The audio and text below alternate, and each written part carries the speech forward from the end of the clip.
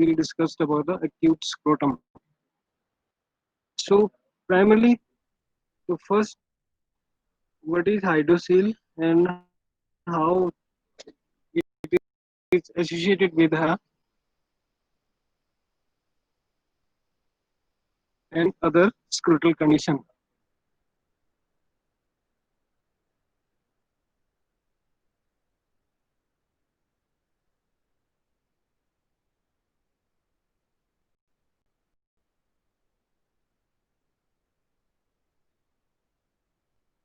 So regarding the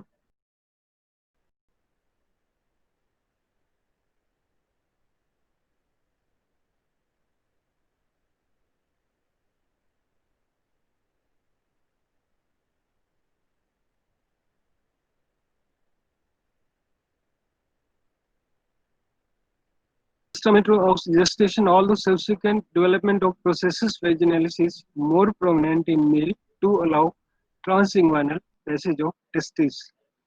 In male, the full length of processus vaginalis within the distal vaginal canal, that is the funicular process, becomes obliterated, but the distal portion remain open as the tunica vaginalis within the scrotum.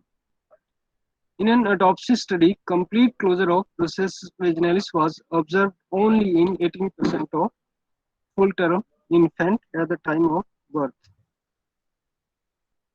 The time frame for closure of processus vaginalis in an individual without hernia is not clear. However, the incidence of incidental patency observed in older children and adults at autopsy or laparoscopy is about 20%. The persistent patency of all or a portion of the processus vaginalis within the guinea canal may but doesn't always result in symptomatic hernia or hydrocele formation. If the processus vaginalis remain widely patent, allowing passage of abdominal viscera, a clinical indirect inguinal hernia is present, extending into the canal, labium, or scrotum. If fluid alone passes into the patent processus vaginalis and surround the testis within the tunica vaginalis, a communicating hydrocele is present. Other forms of hydrocele include spermatic cord hydrocele, which is associated with obliteration of processes distally and in some cases proximally, and non-communicating simple scrotal hydrocele or abdominal scrotal hydrocele.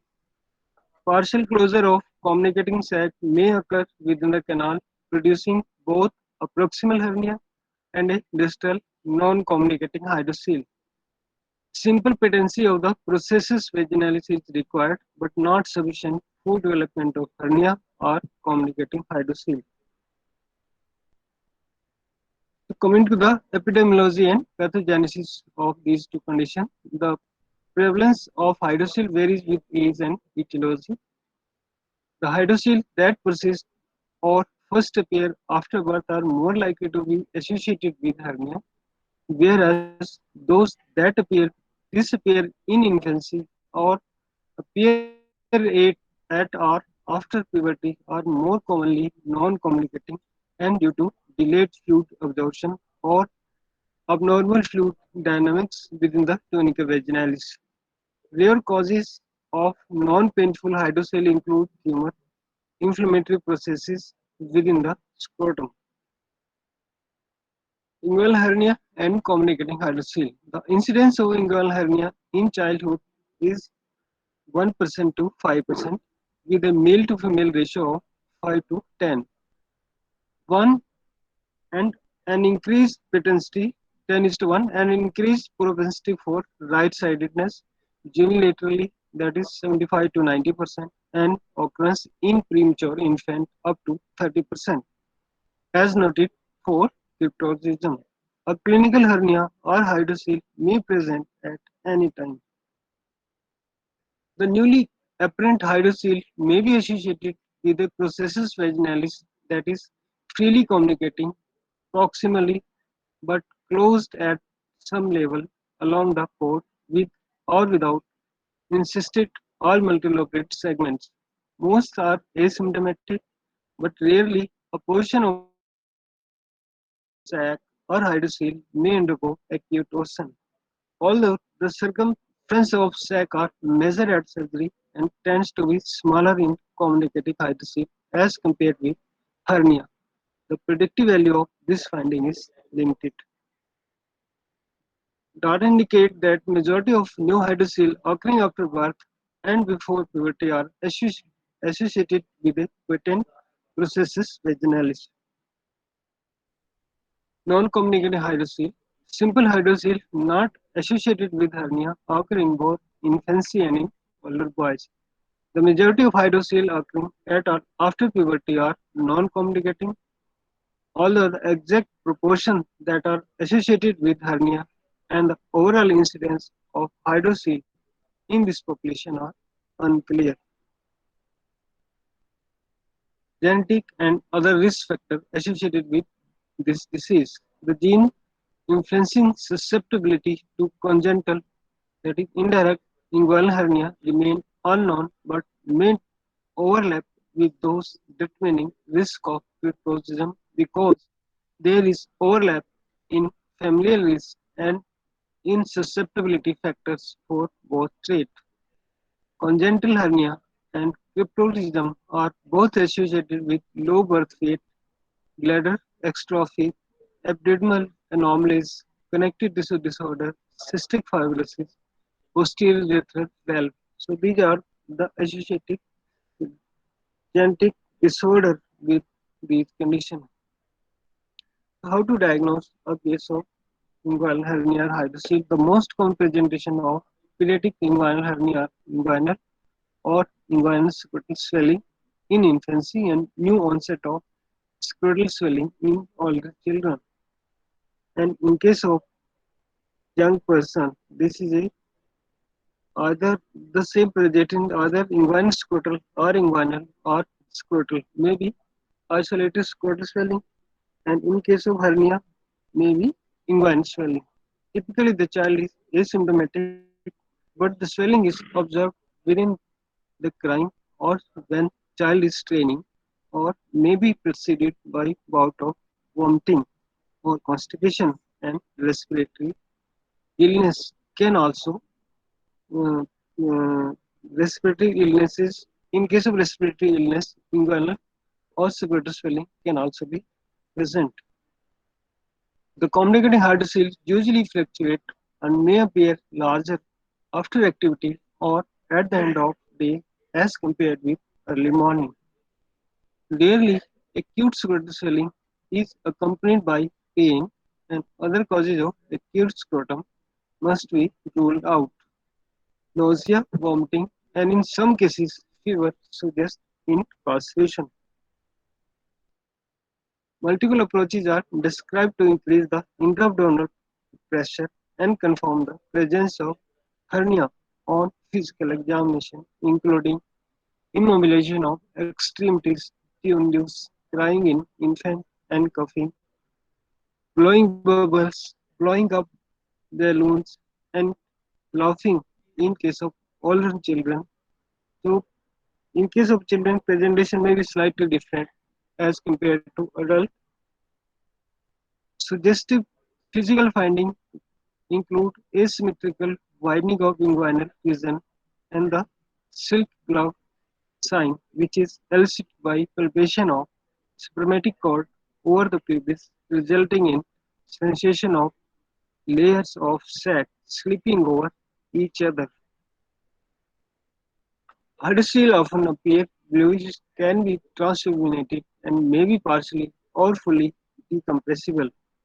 Swelling that extended into and above the inguinal canal is more likely a hernia if reducible and or if cryptus associated with bowel loop is present. In contrast, abdominal scrotal hydrocele are palatable on bimanual scrotal abdominal examination and cannot be decompressed.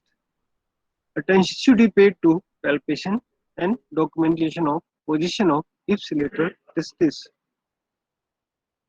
Inguinal scrotal ultrasonography can be used to differentiate bowel loop from the simple fluid to visualize the testis, patency, processus vaginalis, or hernial sac. If the testis is not palpable, ultrasonography is useful in determining whether a tumor with secondary hydrocele or cryptorchidism is present. Preoperative knowledge of these entities is critical for defining preoperative evaluation, parenteral counseling, and surgical approach. So, associated pathological processes with the condition. Several diseases associated with inguinal hernia are similar presentation require a high index of suspicion for diagnosis. Incomplete testicle descent may coexist with clinical hernia and should be excluded or corrected at the time of repair. Abnormal abdominal testicular attachment correlate with degree of closure of processus vaginalis. So, surgical repair of this condition. What are the different options for surgical repair? Once a diagnosis of inguinal hernia or communicating hydrocele is made, timely elective repair is indicated so that the complication relating to non if not operating is avoided. If ipsilateral cryptorchidism is present in an infant with clinical apparent hernia, repair should be proceeded without observation for spontaneous testicular descent. Repair is performed as an outpatient procedure except in cases of premature infant who receive apnea monitoring in hospital overnight if less than 50 to 52 weeks post conceptional age.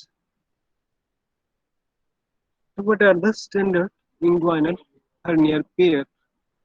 The traditional inguinal approach to hernia or hydrocele is the preferred approach for most surgeons in view of the high success rate, low morbidity, limited degree of associated pain, and good cosmesis.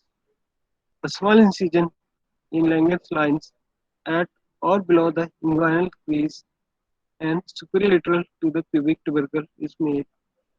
The external oblique fascia is exposed and incised through the external inguinal ring with care to avoid inguinal ilioinguinal nerve before closure.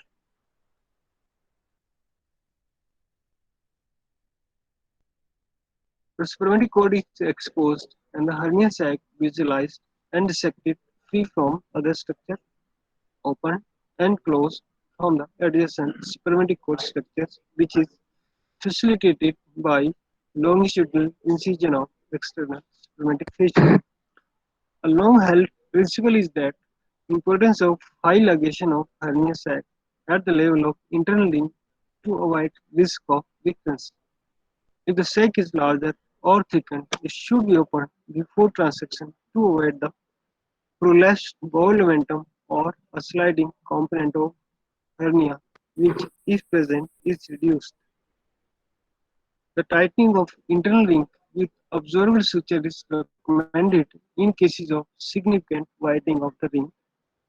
If a loculated hydrocele is present, it is exposed from above after distal mobilization of overlying cremaster muscles and fascia in a bloodless plane and incised longitudinally for complete decompression.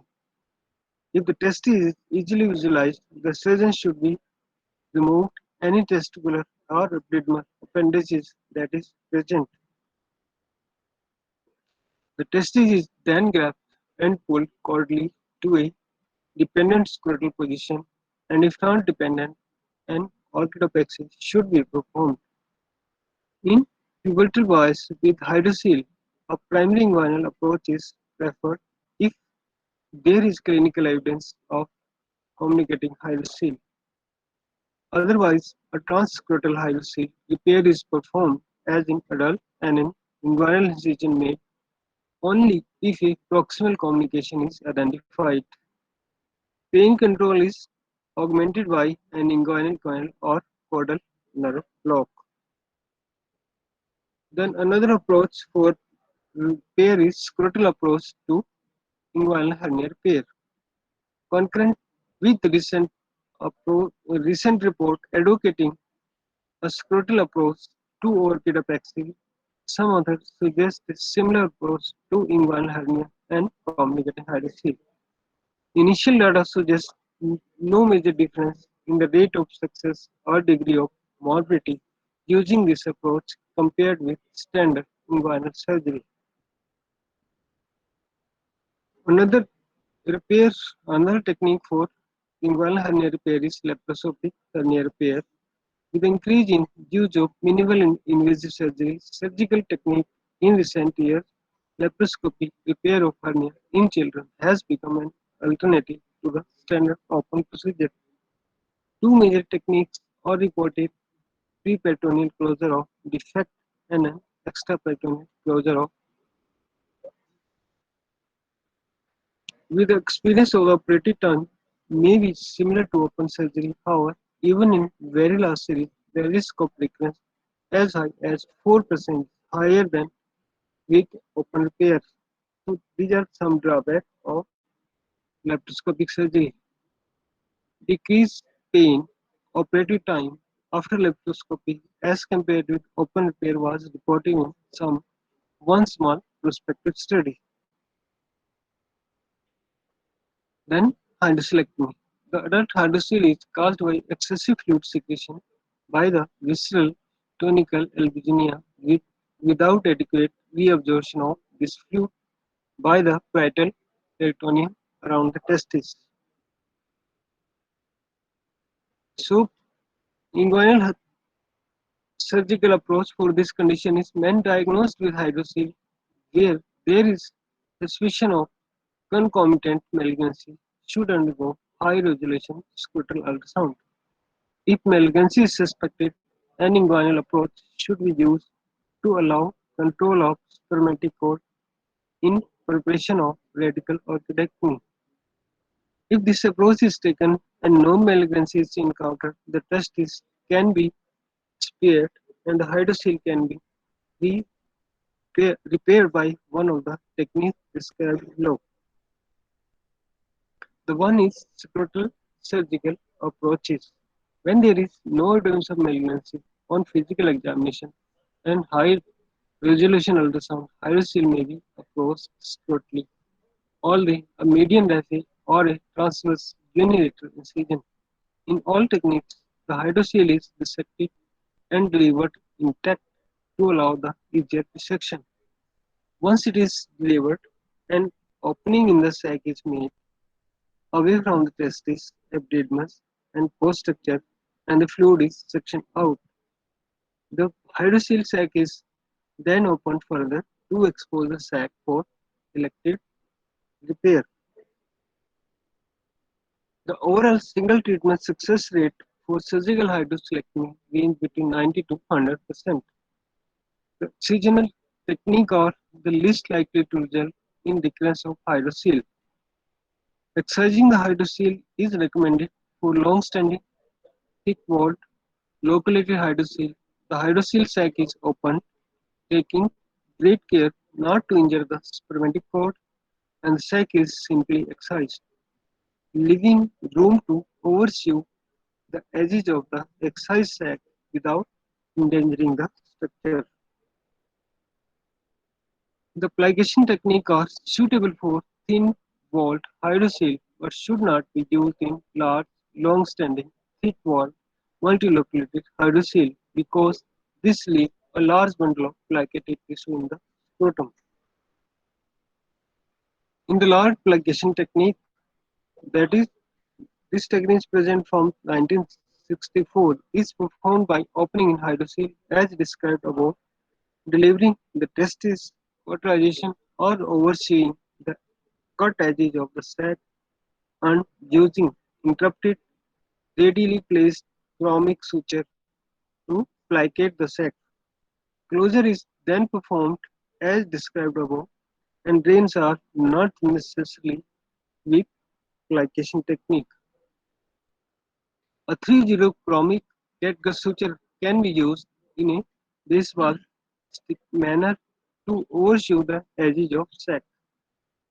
In the Jabley bottleneck technique, It is useful method for large, flappy, thin hydrocele sac.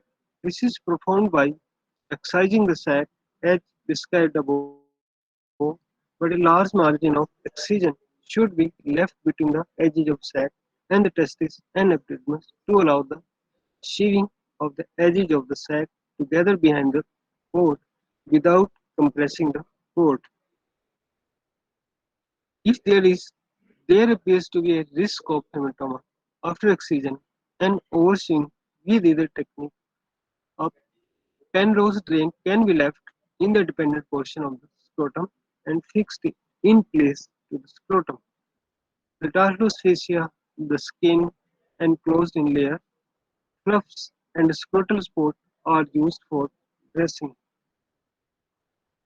Another technique for closure of this hydrocele is sclerotherapy. Sclerotherapy is another treatment option with a single treatment success rate ranging from 33 to 75%. So this is not a very good option for hernia repair. This may be a good choice for patients who cannot be tolerated anesthesia or who refuse surgical treatment. So sclerotherapy, though it is not a good technique or not having good results, only 33 to 75% patients have some success rate. So it is not a very good option for compared to other techniques. The common steps procedure include the needle aspiration of hydrocele. So in the procedure, the first we have to do the needle aspiration of the fluid, followed by injection of local anesthesia, and ultimately installation of sclero agent. The agent most commonly used are one is tetracycline 500 mg, although 2.5% phenol solution or 95% alcohol or ethanolamine oleate have also been used effectively, but in case all the cases the success rate is not very high. One study showed no statistical significant improvement in patients who underwent aspiration of hydrocele fluid alone versus aspiration plus installation of tetracycline as a sclerosing agent with a higher complication rate in the sclerotherapy group. So, though it is a one indication for the person who can't tolerate the anesthesia, even the local anesthesia or have some contraindication, whether spinal, GA, or any type of anesthesia. So, this can be the one option for sclerosant agent. And even if the studies show, even if aspiration is one option, if there is some over distension and causing discomfort to the patient who cannot tolerate or not able to tolerate the other surgeries. When sclerotherapy was compared to hydroselectomy, the success rate was higher in hydroselectomy, although the hydroselectomy group had a higher complication rate. None- Nonetheless, the patient who underwent hydroselectomy had higher satisfaction rate. So, what are the complications of hydroselectomy? So, the complication may be ranging from starting from the pre-op investigation whether patient is high risk or patient is having no comorbidity condition. So, so the complications start from anesthetic complication on table and intraoperative complication, postoperative complication. So the most common complication after flexomy is hematoma. That is hematoma mostly present after surgical closure of the wound, and this hematoma sometimes may infect or sometimes need re-exploration for evacuation. The overall complication rate in hydrocelectomy is approximately 19%. So starting from minor complication to major complication. Up to 19% patients experience some complication after hydrocele surgery. This may include hematoma formation. After hematoma may have infection or infection can also have without hematoma formation. And in some patient persistent swelling, patient experiencing almost the same the swelling in the scrotum for which he was operated, and he is now psychologically feeling relieved after surgical repair. It may have recurrence rate because any surgery or any type of treatment is not 100% proof. So even if in best situation, in best situation or the technique, the recurrence rate can present even up to 5%, 10%, depending on the technique used.